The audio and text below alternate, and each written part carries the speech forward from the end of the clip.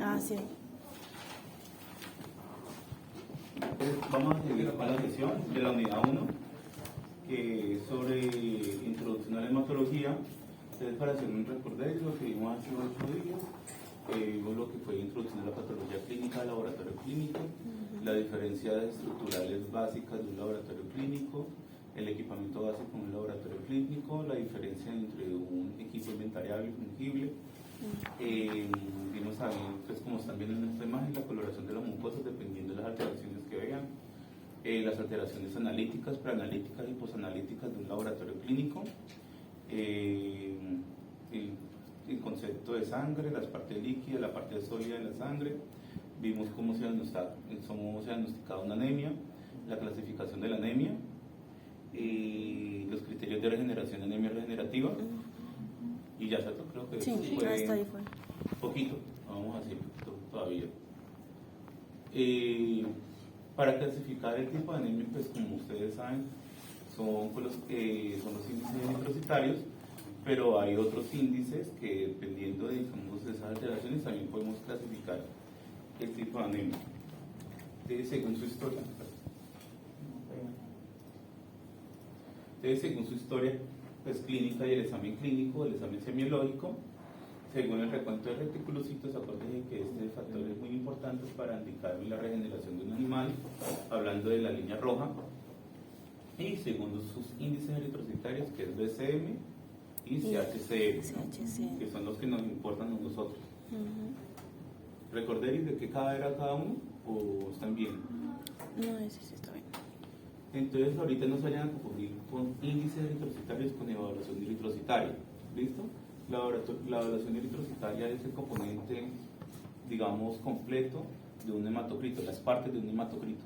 ¿Listo? Acuérdense que el hematocrito es esto, el tubito, el capilar, ¿cierto?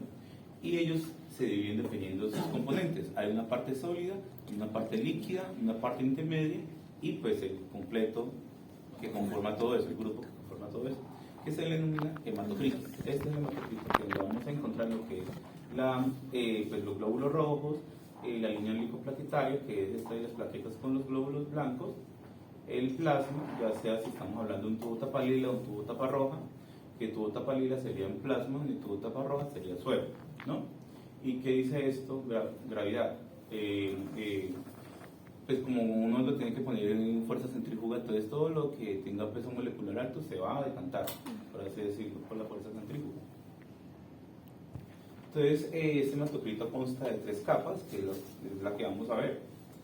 Que es la primera, volumen globular empacado, que es el mismo que nosotros hablamos cuando hablamos de glóbulos rojos, ¿sí? Que están empaquetados todos ahí, los glóbulos rojos. Dependiendo, digamos, como ustedes vean ese valor rojo, o sea, si está muy alto, si está muy bajo, así mismo voy a saber que mi paciente tiene. O sea, si está muy alto, voy a pensar que mi paciente tiene una eritrocitosis, y si está muy bajo, voy a pensar que mi paciente está cursando por una anemia, ¿cierto? Acuérdense que la anemia es el bajón de los glóbulos rojos, ¿cierto? Entonces, ¿qué es esto? Glóbulo rojo. Entonces, si está muy alto es porque hay eritrocitosis, y si está muy bajo es porque hay anemia, ¿no? Eso es volumen globular empacado.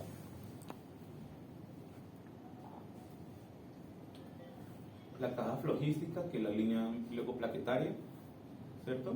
Esa caja flojística, como menciona acá, está formada por leucocitos y trombocitos, y es de un color como grisáceo, como amarillento, por así decirlo. Y es muy importante estudiarla porque ahí va a estar la concentración de glóbulos blancos. Entonces vamos a encontrar más hemoparásitos, más enfermedades infectocontagiosas, vamos a observar mejor la morfología de las células y vamos a observar también mejor los criterios citotóxicos de las células, que vamos a mencionarlas más adelante. Como hay criterios de regeneración, hay criterios en los eritrocitos, hay también criterios en los glóbulos blancos, y eso ahorita lo vamos a ver, ¿listo? Y más en glóbulos blancos que se denominan neutrófilos, ¿listo? La capa líquida, que es el mismo plasma o el mismo suero, ¿cierto? Que ahí, dependiendo, digamos, la determinación si es el plasma, pues vamos a observar lo que es contenidos citoplasmáticos, vamos a encontrar también contenidos de las células, y estamos hablando del suero, vamos a encontrar lo que son lo más importante que nosotros tenemos que tener en cuenta, que son las inmunoglobulinas, ¿cierto? Vamos a encontrar algunas proteínas como por ejemplo la albúmina y entre otras.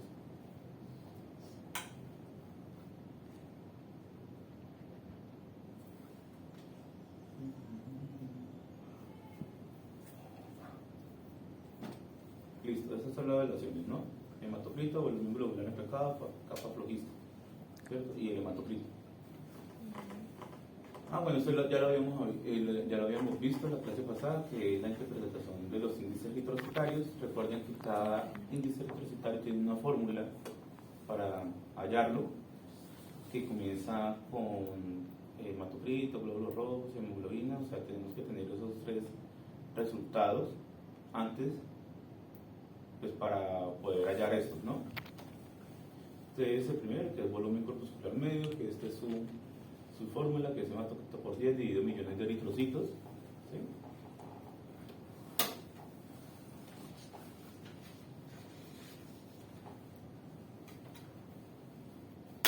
Entonces, digamos, un paciente tiene un hematocrito de 30, ¿cierto?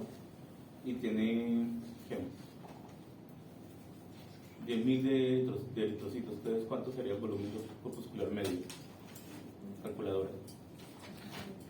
Tiene 30 hematocritos y 10.000 de eritrocitos.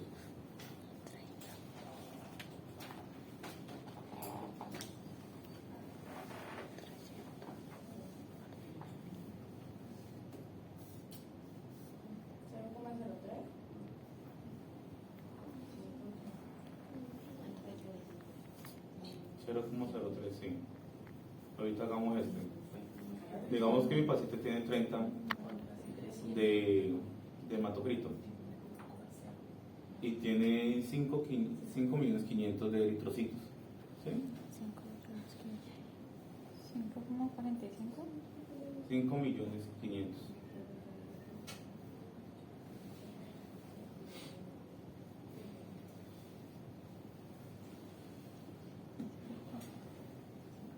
Tendría 54 de volumen corpuscular medio.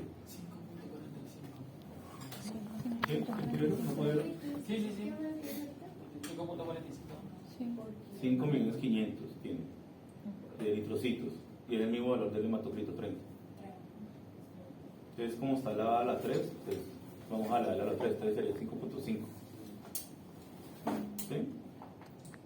Entonces 30 por 10 dividido 5.5.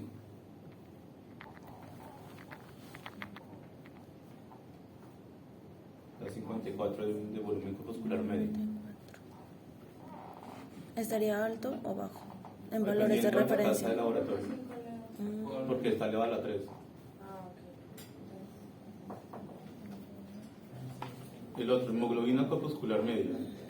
Hemoglobina por 10 dividido en los mismos 5.500.000. O sea, esos son constantes, dependiendo de lo que ustedes le arrojen, así mismo ustedes van a poder el dato, ¿no? Puede ser 5, puede ser 10, puede ser 2, puede ser 1, puede ser 0, puede ser... Dependiendo que le... ¿Y cómo yo saco la hemoglobina? ¿Sí les expliqué las pasadas cómo se saca la hemoglobina?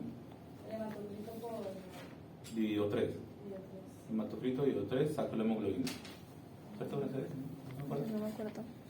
Es para hallar el valor de la hemoglobina, voy a coger el valor del hematocrito y lo divido por 3. Sí, lo digo. Dividido entre 3. Y ahí saco el valor de la hemoglobina. Y luego aplico esa ¿Y esto? ya. Ellos siempre lo dan, pero uno nunca sabe, tiene que saber. Esta es concentración, ¿ya? Concentración media de hemoglobina corpuscular o concentración de hemoglobina corpuscular media, como les quieran decir. Ay, caramba. De esa hemoglobina, el único que cambia la fórmula es este, que es por 100. El resto es por 10. Dividido el valor del hematocrito. Entonces, digamos que mi paciente tenga 15 de hemoglobina y hematocrito tenga los mismos 30. ¿Cuánto tendría de concentración de hemoglobina corpuscular media?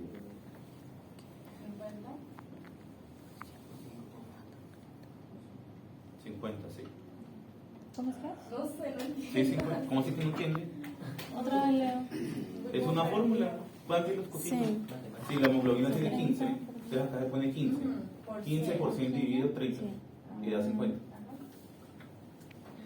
15% de 30. Me va a volver para matemáticas. Sí. Pues en el momento que apuntó en el examen, yo nos pregunté cuáles son los índices que tenemos que tener en cuenta. ¿Está bien también escribir CHM? Las iniciales. Sí, las iniciales. O sea, la sigla. Las siglas. Porque ahí dice CMH. Sí, como le digo, puede comenzar con concentración media o puede empezar con concentración de hemoglobina corpuscular media, por ser a las dos. En algunos artículos van a encontrar así, en algunos libros van a encontrar como yo les digo, no importa, es lo mismo.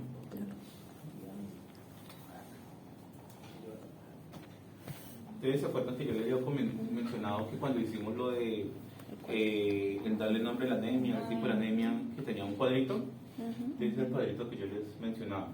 La clasificación morfológica dependiendo de las interacciones eritrocitarias y las causas de esas clasificaciones. Entonces, la macrocítica hipocrómica pues son causas por hemorragia y hemólisis. La normocítica normocrómica, que yo creo que me he mencionado que eran anemias no regenerativas, y creo que les expliqué por qué. ¿Sí? Porque acuérdense que en el frotis sanguíneo debe haber, digamos, diferenciación morfológica. Uno debe estar más grande, otro debe ser pequeño, para que me diga que hay regeneración, porque acuérdense que las inmaduras son las más grandes y las maduras son las más pequeñas. Entonces, si yo tengo un frotis que todos están del mismo tamaño, pues me quiere decir que no hay regeneración. ¿Sí? Porque no está mandando la médula ósea a la sangre periférica células inmaduras para que se me maduren ahí en sangre. Entonces, todas están maduras.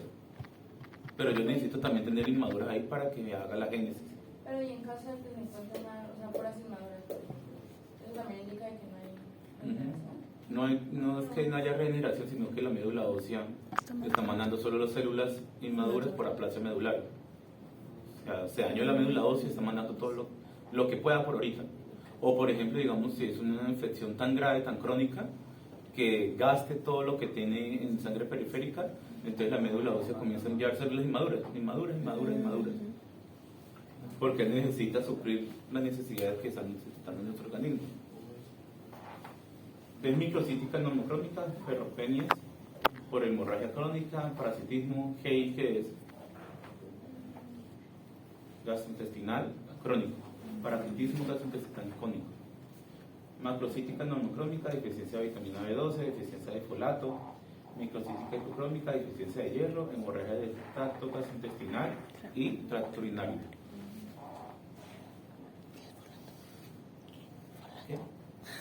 ¿Qué es folato, profe?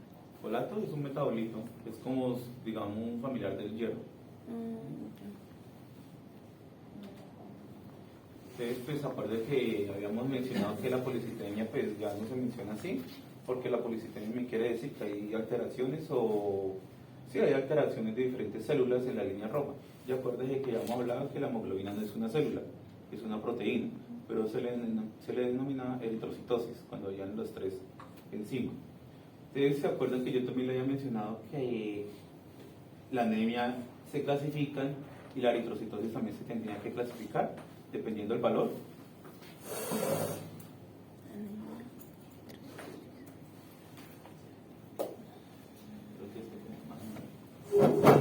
¿Se acuerdan que yo les dije que había una eritrocitosis relativa, una secundaria, una absoluta? Eso va a depender, digamos, de mi paciente, del examen clínico de mi paciente y las alteraciones que tenga mi paciente. ¿Sí? Por ejemplo, digamos que tenemos un paciente de 10 años, ¿cierto? Con tiempo llenado capilar mayor a 3 segundos, mucosa hiperémica, y digamos, el anamnesis del paciente. Lo único que me dice el propietario es que lo sacó a correr una maratón. ¿Sí?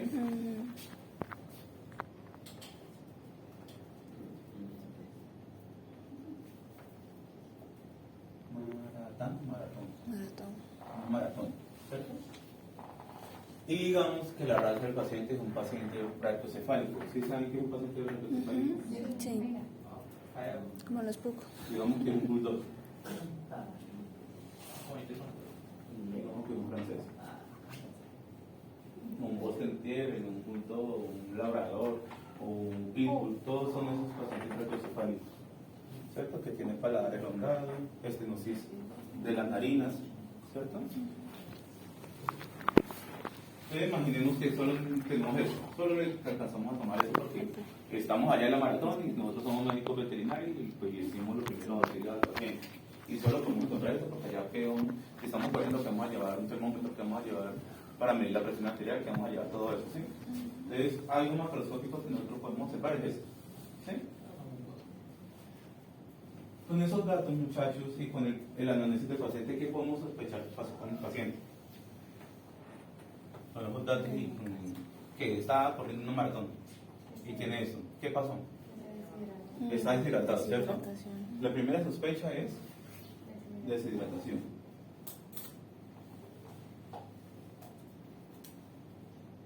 Está deshidratado mi paciente. ¿Y concuerda o no concuerda con lo que está acá? El tiempo llenado capilar mayor a 3 segundos, mucosas hiperémicas, fin. Imaginemos que por obra y gracia del Espíritu Santo conseguimos un microscopio, un termómetro. ¿Cómo creen que estaría la temperatura del paciente? Alta, ¿cierto? Estaría con fiebre. Entonces, imaginemos que tiene una temperatura de 40 grados, ¿cierto? Estás en un rayo de sol, como, bueno, acá hace frío, pero con este frío que hace acá, ¿cierto? Con este solazo. Entonces tenía fiebre mi paciente. Pero esto es diagnóstico. O sea, no. Entonces, vamos a hablar de unos tipos de shock. ¿Sí saben cuáles son los shock? Tipos de shock. Entonces, imaginemos, este paciente lo tenemos acá tirado, ¿cierto? Y le vemos todo eso. ¿Qué tipo de shock está pasando mi paciente? ¿Qué shock tiene mi paciente? No que está haciendo un shock ahí tirado. O sea, ¿qué shock tiene? ¿Qué saben los tipos de shock? Ya vieron semiología, ya vieron todo. Ajá. ¿Cuáles son? Anafilático, hipovolémico, cardiogénico, séptico, neurogénico. ¿Qué tipo de shock tiene mi paciente? Si supuestamente está deshidratado y todo esto, ¿cómo va a estar hemodinámicamente mi paciente?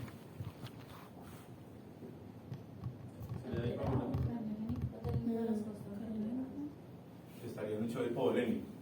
¿Por qué?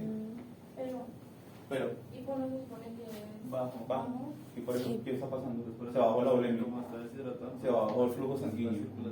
Pero si dicen que tienen las cosas hiperémicas, ¿no es que están muy bajas? No. Sí, claro. Pero eso no significa que esté la presión alta. Y puede generar que esté concentración de sangre acá. Sí, pero no necesariamente que la perfusión sanguínea esté alta. Acuérdense que cuando mis mucosas hiperémicas están es porque bajo la presión sanguínea. Bajó la perfusión sanguínea, y si bajó la perfusión sanguínea, pues todo se va a concentrar ahí. Entonces, por eso se las mucosas canales tan rojas. Y si hay fiebre, pues se van a ver más rojas, ¿cierto? Pero usted se dice, ay, pero ¿por qué tiene fiebre? Si no tiene ninguna infección, no tiene nada. ¿Por qué tendría fiebre ese paciente? ¿Han hablado algo de corazón? ¿Saben qué es gasto cardíaco? Gasto cardíaco. ¿No han visto nada de eso en medicina cardiovascular, no? ¿Fisiología? Gasto cardíaco es el gasto o el porcentaje que tiene el corazón para mandar. Para impulsar la sangre. Para impulsar la sangre, el bombeo sanguíneo. Y ustedes, si es un paciente brachiocefálico, ¿cómo va a estar el gasto cardíaco? Va a estar muy alto. ¿Por qué? Porque si no puede respirar bien, entonces tiene que tomar de otras partes para poder oxigenizar el paciente. Entonces va a estar hipertenso el paciente. Además que está hipovolémico, se me subió también la tensión. ¿Para qué? Como un mecanismo compensatorio para que pueda enviar más sangre oxigenada, ¿sí? Porque en la hipovolemia se para todo, se baja todo. No hay oxígeno, no hay nada. Entonces, además de que está, por así decirlo, en hipoxia tisular ya, está jadeando, además, está estresado. ¿Usted cree que con todo eso no se me va a subir la temperatura corporal? Por eso hay fiebre. Y además hay mediadores proinflamatorios que también me hacen elevar la temperatura corporal, como hablamos de inmunología, pues las citocinas, ¿cierto? Entonces mi paciente está en deshidratación y fiebre, y esto me quiere decir un shock hipovolémico, ¿no?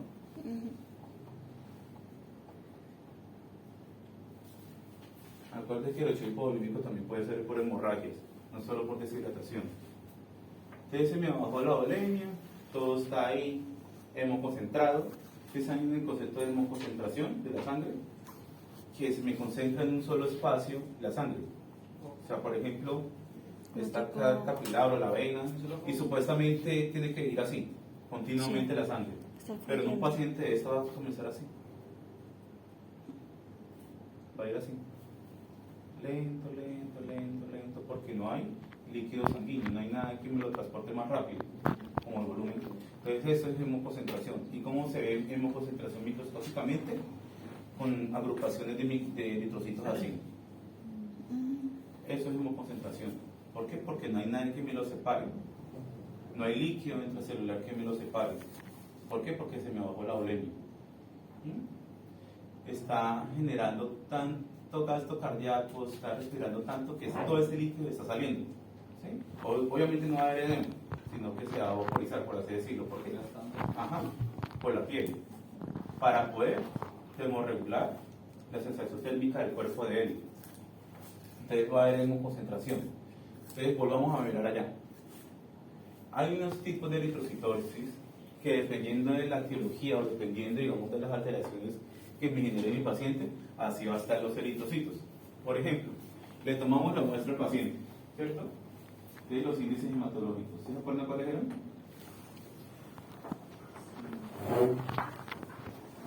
¿Cuáles son los índices? El hematocrito. Ay, centro. Lóbulo rojo. ¿Qué tipos de shock hay? ¿Qué? ¿Qué tipos de shock tienen hacia allá? Hipovolémico, está el séptico, está el cariogénico, el neurogénico y el séptico. Y era una fila. Entonces está el hematocrito, hemoglobina y glóbulo rojo. Entonces valor de referencia, digamos que de 10 a 30. El hematocrito, la hemoglobina de 10 a 15. Y glóbulo rojo, digamos que de 5.500.000 a 10.500.000, digamos. Dios no llore. Ay, ya era. Digamos, supuestamente un paciente normal, ¿cierto? Se debe tener, digamos, un cuadro hemático así. 8 minutos. Eso sería normal, ¿no? Encontrar un paciente, pues, sano, ¿cierto? Sin alguna alteración ni nada de eso. Pero, por ejemplo, ay, por favor. Pero, por ejemplo, digamos que le tomamos una muestra a ese paciente, así con todas las alteraciones, y vamos a encontrar un cuadro hemático así, o un hemograma.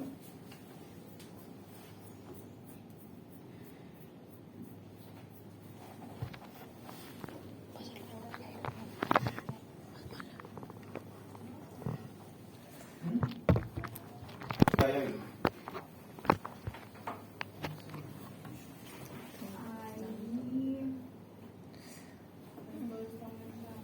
¿Y entonces cómo llaman? Entonces hay eritrocitosis, pero ¿qué tipo de eritrocitosis es? Si estamos hablando de un paciente que está en shock hipovolémico, está deshidratado, hay hemoconcentración, ¿cierto? Y si lo pasamos por una máquina automatizada, pues me la va a contar todo eso con un solo hematocrito, ¿cierto? Entonces imaginemos que tenemos este paciente, ¿cierto? El hematocrito de 30, 32, es de 10 a 30, 17 de 10 a 15, y el medio 11 millones es de 5.500 a 10.500.000. Entonces, ¿cómo se le denomina a este tipo de eritrocitosis? Se le denomina eritrocitosis. La cara de Charlie, como decepcionada mi vida. ¿Cómo se le denomina?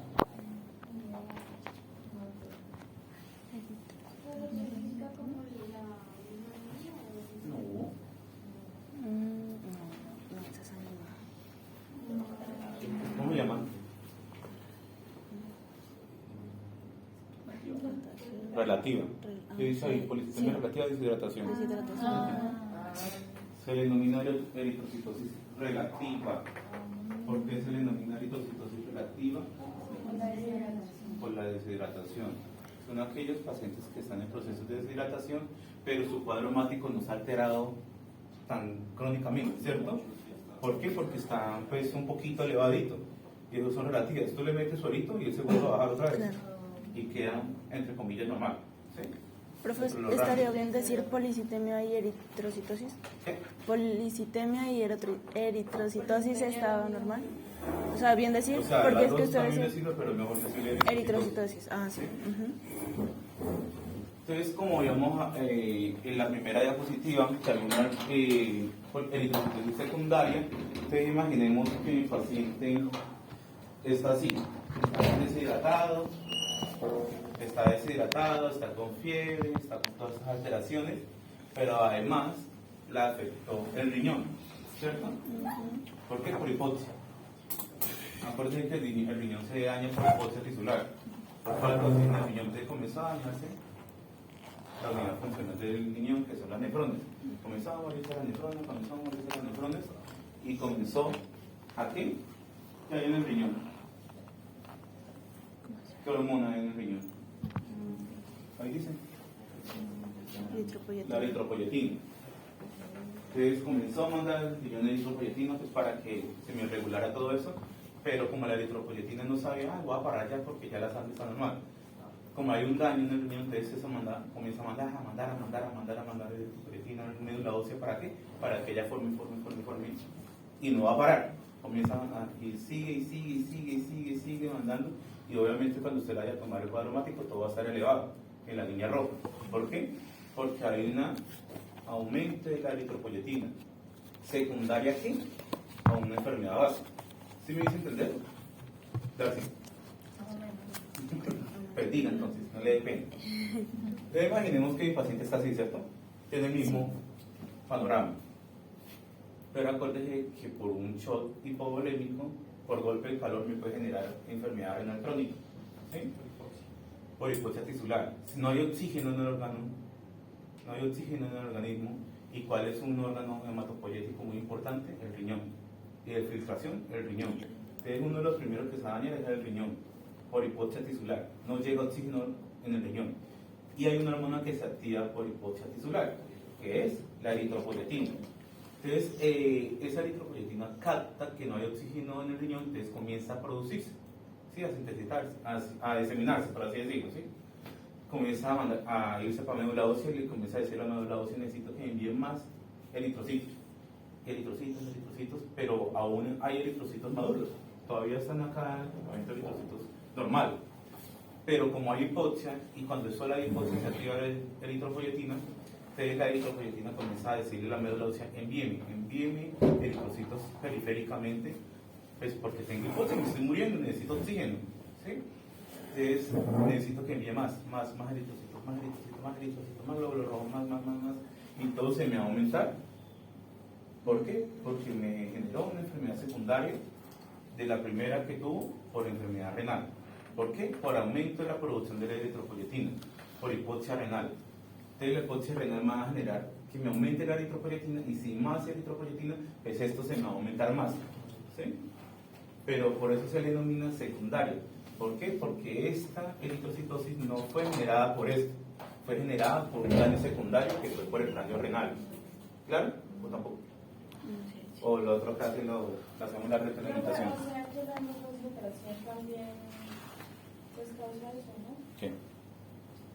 Pues eso que no haya, o sea, haya poco... Pero la hemoconcentración es porque baja la dolemia, no hay líquido intercelular. Y lo otro es porque hay un aumento de algo. O sea, si la médula ósea manda muchos eritrocitos, van a haber muchos circulantes, o sea, ¿No? Porque hay líquido intracelular normal. ¿Y qué tiempo se demora para que pues, haya una hipoxia? Porque tengo entendido que eso se demora, ¿no? O sea, ¿para que el riñón se dañe? Sí. ¿O para que haya una hipoxia como Sí, tal? porque no, para que el riñón se dañe, como usted decía, que estaba... Usted con un minuto que le deje hipoxia en un riñón, daña el 20% de las nefrones.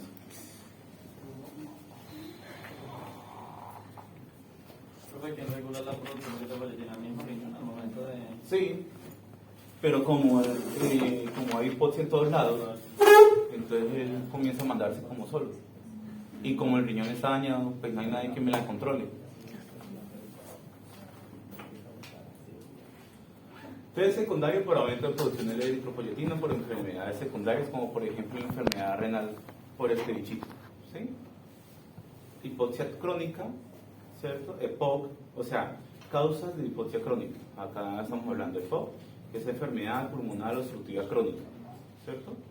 Ducto arterioso persistente, que es una formación de unas arteriolas, altura sobre el nivel del mar. También acuérdense que cuando uno está más alto del nivel del mar, también hay más carga de oxígeno.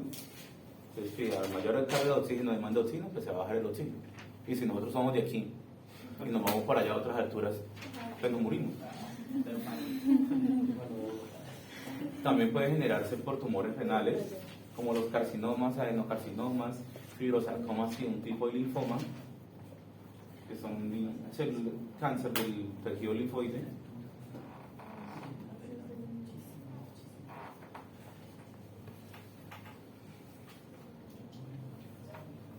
Entonces, el aumento de recuento de eritrocitos, hemoglobina, hematocritos se le denomina pues, eritrocitosis. Polisistemas relativas por causa de deshidrataciones, polisistemas absolutas, que son aquellas polisistemias que son las patológicas, ¿sí? Verdadera o vera, que son desórdenes mieloproliferativos sin acción de la eritropoyetina, o sea que comienza a mandar células inmaduras a la sangre periférica, y estos son desórdenes mieloproliferativos, o sea que la médula ósea está dejando de funcionar y me está mandando células inmaduras a la sangre periférica. Entonces, ahorita vamos a empezar con, ya hablamos de eritrocitos, ahorita vamos a hablar de glóbulos blancos, ¿listo? Entonces, evaluación leucocitaria, entonces serie blanca, ¿cierto? O línea linfoide también, como se le denomina, o WBC. Entonces, esta evaluación, digamos, leucocitaria, el objetivo es, pues, obviamente, evaluar la morfología de las células, evaluar el núcleo de las células, evaluar el citoplasma de las células, los criterios citotóxicos de las células y pues cuantitativamente y cualitativamente las alteraciones que pueda uno observar. Y lo mayor es, digamos, qué tipo de células se pueden encontrar normalmente en sangre periférica y cuáles no. Claro. ¿Qué? Los mastocitos, basófilos, todo eso, ¿no? Eso, muy bien. Y pues algo también importante, puedes observar hemoparásitos o algún microorganismo patógeno inoculado. Sí, un poquito. Es por el color, cambio por el color y la morfología. Hoy vamos a observar algunos. Entonces, ¿cómo se hace un extendido de sangre? ¿Todos han hecho un extendido de sangre? Sí, pero que haya salido bien. Sí. ¿Se acuerdan lo que le había dicho en la primera clase? Que para que un frote sanguíneo sea de buena calidad, pues debe tener su cabeza, su monocapa y su cola. Entonces, otra cosa muy importante también es la coloración. Usted puede tomar muy bien la muestra y hizo bien el extendido, pero la cagó con la tinción. Y lo más importante de eso es los tiempos. Si usted lo deja mucho tiempo con la tinción, se quema las células. Si usted lo deja mucho con el buffer, pues se va el desequilibrio de pH ahí. Porque ¿para qué es el buffer? Es una solución tampón, ¿sí? Que va a regular el pH de las células para que me coloren bien. ¿Cuánto es el tiempo? Dependiendo de la casa comercial. Por ejemplo, yo como hago, eso me lo enseñó un hematólogo, que es 6 minutos con la tinción y 7 minutos con el buffer. ¿Qué? Claro, contabilizado. Sí, claro. Se dan pena que aplique la primera gota, comienza a contar. 1, 2, 3, 4. Entonces, para que yo haga una extinción, para hacer las células más visibles, para que yo la pueda diferenciar, identificar los distintos tipos celulares, de acuerdo a la naturaleza química, celular se tiñen estructuras de rojo-azul, dependiendo de la solución tampón. Lo ácido se colorea a lo básico y lo básico colorea a lo ácido, ¿cierto? Entonces, ¿qué celularidad podemos encontrar acá en este frote? Entonces, esto, la B es una banda, la banda se identifica por su célula grande y su núcleo como en forma de audífono. Yo les siempre digo así. Es pues un eritrocito, no es de la línea linfoide, pero pues... Profe, cuando se denomina banda es que son inmaduros, ¿no? ¿Qué? Cuando se denomina banda son inmaduros. Son inmaduros. Son los mismos neutrófilos, pero inmaduros. Pero cuando son bandas son... Bandas, no es de... Eosinófilo, basófilo y neutrófilo, son los mismos tres, ¿cierto? No. Banda es de neutrófilos. ¿Solo neutrófilos? Metamielocitos sí es eosinófilo y basófilo. Ah, Porque metamielocitos es donde se divide. ajá, sí que vamos. Este cosito de acá, este puntico de acá, es una plaqueta. Acuérdense que la plaqueta son las células más pequeñas de la sangre periférica. Y la célula más grande de la célula periférica son los monocitos. Entonces este de acá es un neutrófilo por su núcleo cementado. Este de acá es un eosinófilo porque tiene núcleo cementado, además de su citoplasma tiene granulaciones eosinofílicas. Basófilo, que es lo mismo. Esto es un linfocito que su relación núcleo-citoplasma es alta. Su núcleo es basófilo. Y esto es un monocito. La mayoría de las veces un monocito se identifica porque es grande y tiene válvulas en su citoplasma, pero hay algunos monocitos que no. Entonces en una charla nos decían que para identificar más fácil un monocito en sangre periférica, si usted hacía su frotis y encontrara una célula que ni idea que era, diga que es un monocito. ¿Sí? Así nos decían. Porque los monocitos son aberrantes. Uno puede ser más poblaciones feas, otro puede ser más bonitas. Y si ve que no tiene granulaciones. Sí, no tiene. Entonces los polimorfonucleares y los mononucleares, como por ejemplo los neutrófilos, como podemos observar acá, hay dos tipos de desviaciones. Yo siempre tengo una obra con estas desviaciones porque no entiendo. Yo sé que hematología es un poco compleja, muchos nombres, muchas cosas, pero es una área muy seria.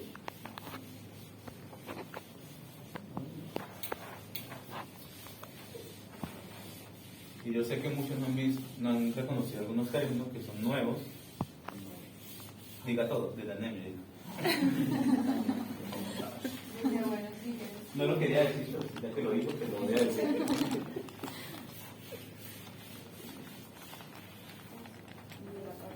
¿Voy bien? Sí. ¿Voy bien o voy muy rápido? No, bien. Bueno, vamos a hablar de las desviaciones de los neutrófilos.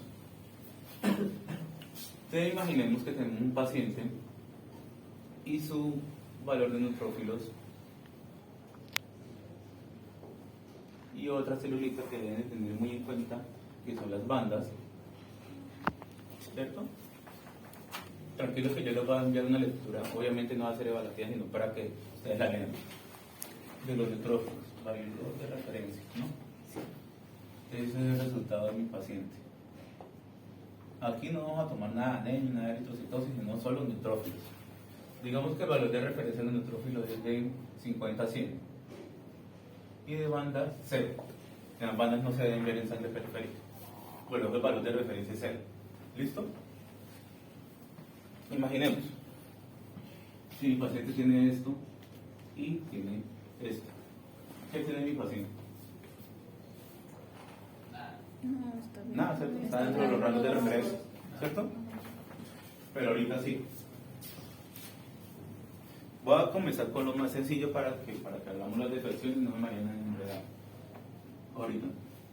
¿Qué tiene mi paciente? Neutropenia. Acuérdense, cuando yo les mencioné qué alteraciones analíticas hay, es lo que me dice de Charik. Las alteraciones cuantitativas. Si hay neutropenia, pues si está bajo, si está alto, ¿cómo se le denomina?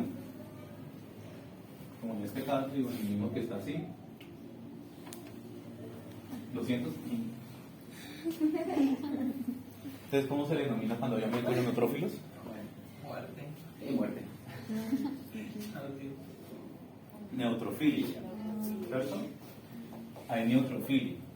Neutrofilia alto, neutropenia bajo. ¿Cierto, Julieta? Que está como moribunda. Yo en qué me metí. Yo creía que patología clínica solo era tubito, sangre. Meterle tubo en la máquina y ya. 5 para todos. Listo. Ahora, como ya sabéis, cuando hay neutropenia y cuando hay neutrofilia, que la neutropenia cuando está bajo y la neutrofilia está alto, entonces Dependiendo de las alteraciones y todo eso, así mismo se van a denominar las desviaciones. Hay una desviación que es a la izquierda y una desviación a la derecha. Profe, ¿y si el resultado de las bandas nunca, ejemplo 2 o 5? Ah, sí, sí. Entonces imaginemos que 0, acá, pues, dentro del Está rango, bien. nunca va a estar 0, pues no hay nada de 0, debajo de 0. Entonces imaginemos que está así. ¿Cómo se le denomina esto? Cuando las bandas están altas. ¿Qué? ¿Es decir qué? Pandemia. Pandemia. Pandemia. Ah, claro. Banda de sangre. Pandemia. Está alto. ¿Y si está abajo? No, no hay. No, pues, ¿Qué va a hacer? Y menos 0. Jimena, no.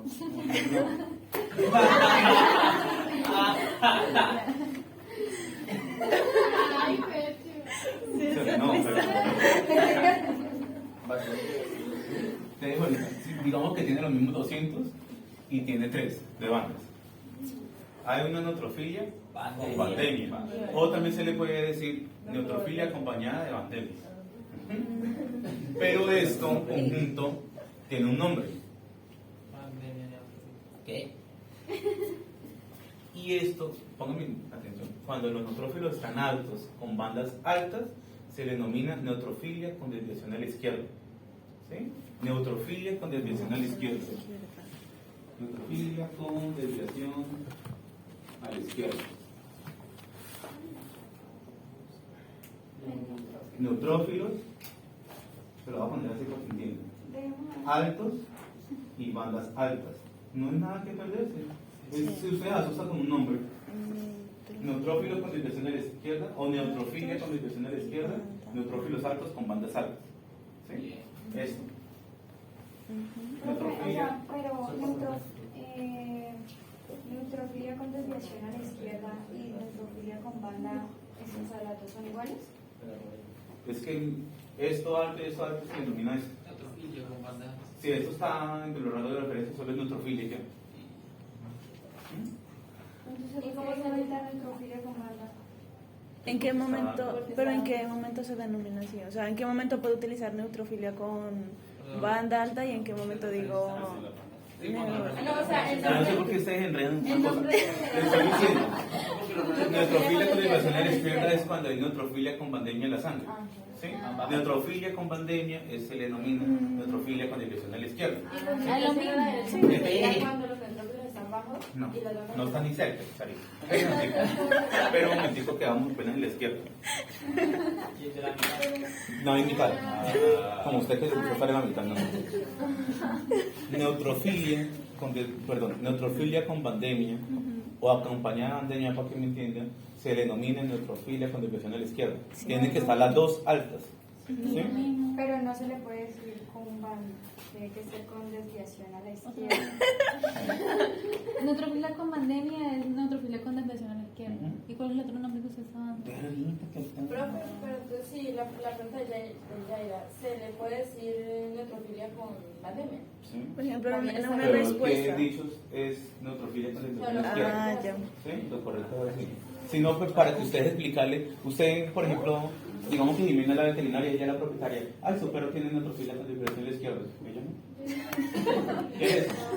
Ah, Que ya, usted debe saber de las dos formas eso. cómo explicarlo. Ah, exacto. No, mi Eso señora, es lo que quería. mi señora, Paris tiene neutrófilos con Paris. bandas altas y eso se denomina neutrofilia con desviación a la izquierda. ¿Sí? Y ya les voy a explicar en qué casos se puede encontrar este bichito. ¿Sí? Otra vez, neutrofilia con desviación a la izquierda, neutrófilos altos con bandas altas. Para contar, causas de neutrofilia con desviación a la izquierda: inflamaciones crónicas e infecciones muy crónicas. ¿Sí? Y ya les voy a explicar. Imaginemos que ese es mi capilar, la vena. Y esto, ¿qué me digo? No son nada de esto. Imaginemos que es esto, porque termina en cada vena. Inflamación crónica y qué?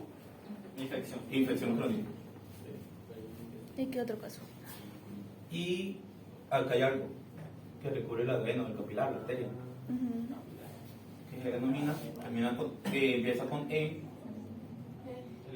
El endotelio. el endotelio vascular, ¿cierto?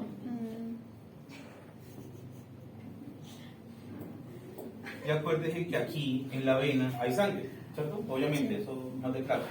Y aquí hay células. Imaginemos que como estamos hablando de neutrófilos, acá hay neutrófilos. Acá hay neutrófilos. ¿Sí? Digamos que llegó una infección. Llegó una infección acá. ¿Y qué hace la infección? Matar todo eso.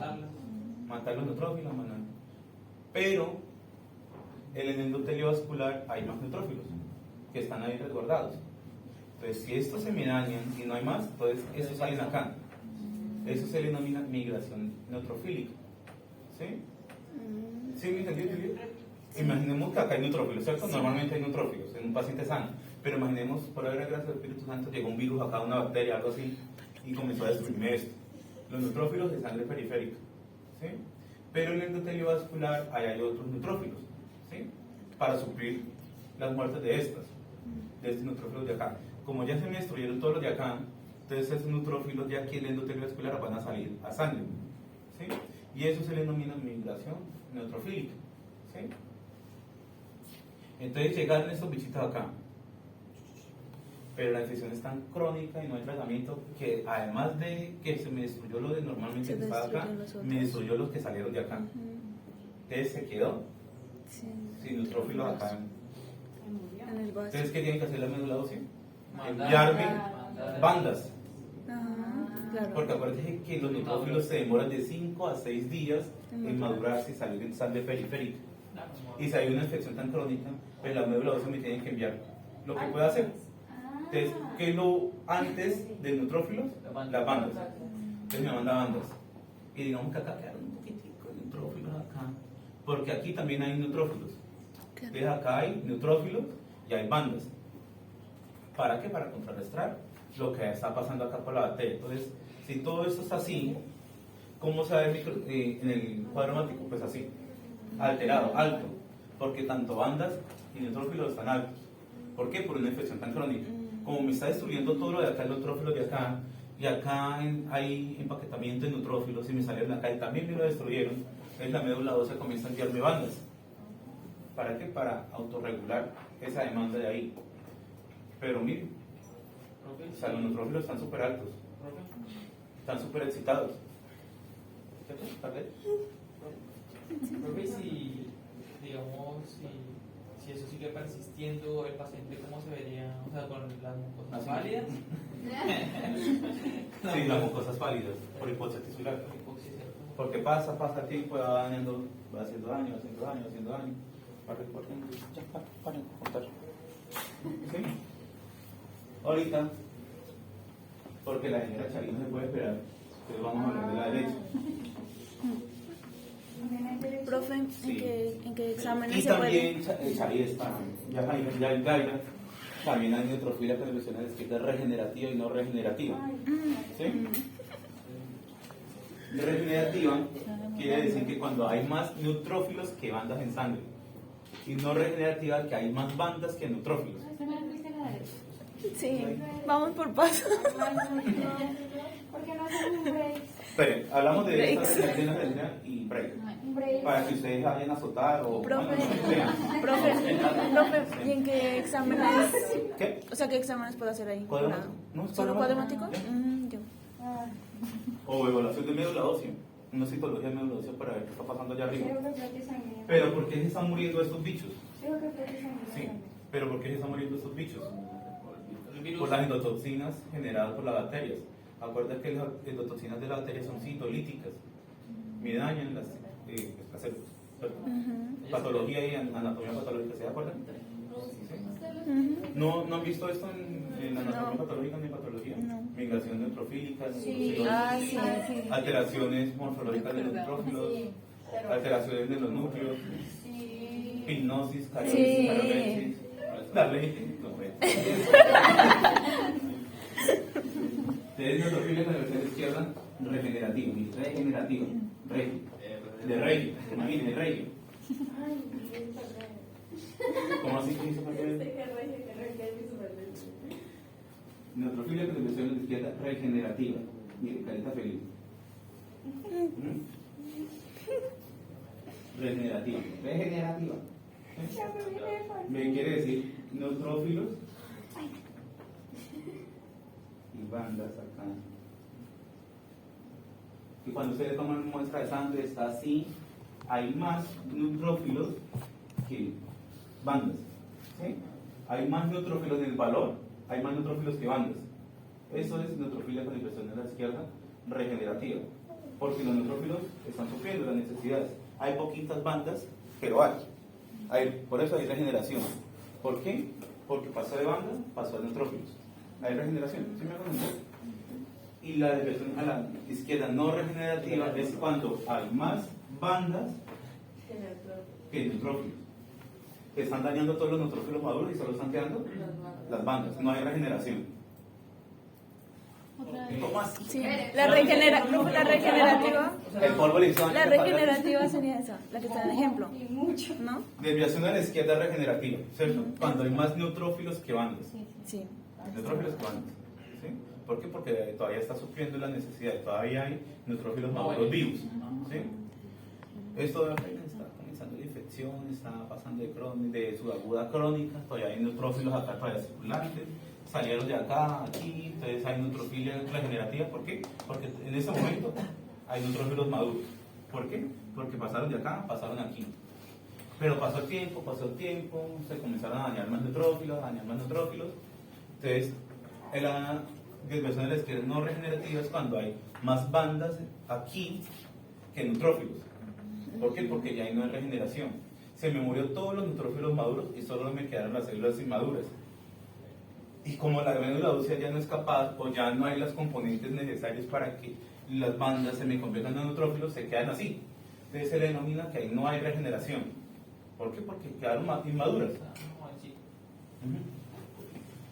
Sí, Clarissa la veo con cara de preocupada. Nos vemos el otro semestre. Listo, break. No lo quiero ver. Lo que no le hago.